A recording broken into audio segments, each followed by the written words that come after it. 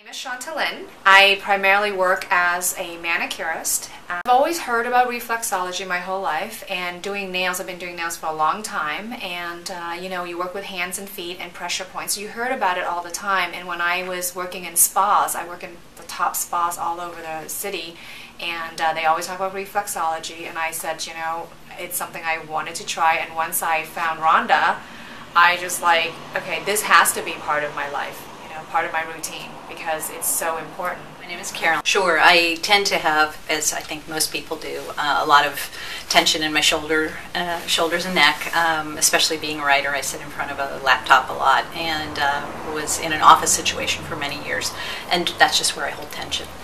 And I really find that reflexology is just a wonderful way, seriously, just in an hour session, to be able to take care of that tension, any pain, muscle tension, that kind of thing. There's more requests in spas for massage, so I did that, but I always, felt a strong resonance with reflexology. Even though I didn't know exactly what it was, I just knew that there was something about it, the way that I felt when I was touched.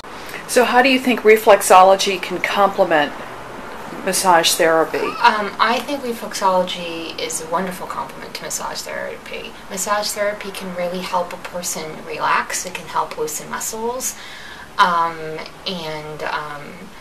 reflexology can help. I've noticed it can help someone relax more profoundly. Combine with therapists that I worked with at the Peninsula Spa in Beverly Hills, and they were saying, oh yeah, I take classes with Rhonda, she's amazing, and that's how I first heard about Rhonda. They all talked about her and how wonderful she was as a teacher. I like the way that she describes things, just some of the key terms that she uses that are very, very descriptive. And I think as a reflexologist, you can certainly learn her Rhonda technique. taught me this so well. Is when, I'm working on someone's toe, if I'm like reflexing the toe and let's say stretching the, the heel and the toe and doing like an oppositional nice stretch, I can also think about and have the intention that I'm also elongating their neck. There's something about reflexology that I find, people walk on their feet all the day. They use their hands to drive the car. Our minds, or especially in LA, are reeling all the time. And reflexology, I really wish that the gap between the massage world and the reflexology world could really kind of blend more, because I find it so useful. Every massage therapist I know who has given it a chance feels like integrating it with their massage work is tremendous. What is your view on that? Absolutely. I think that it behooves them to really check it out if they are not familiar with it, because it would only make their craft up a notch, to know this is an Eastern practice. I came from Asia and I grew up with this sort of, practices, and I believe in it.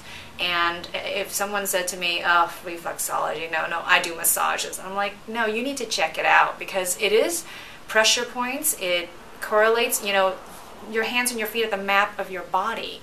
So you do need to know where all the pressure points are. It's important. And if you're doing massages, again, you're dealing with a service that's body, mind, spirit connection. And why would you rule it out if you haven't checked it out? I took a class last November in thinking that maybe I would like to pursue reflexology.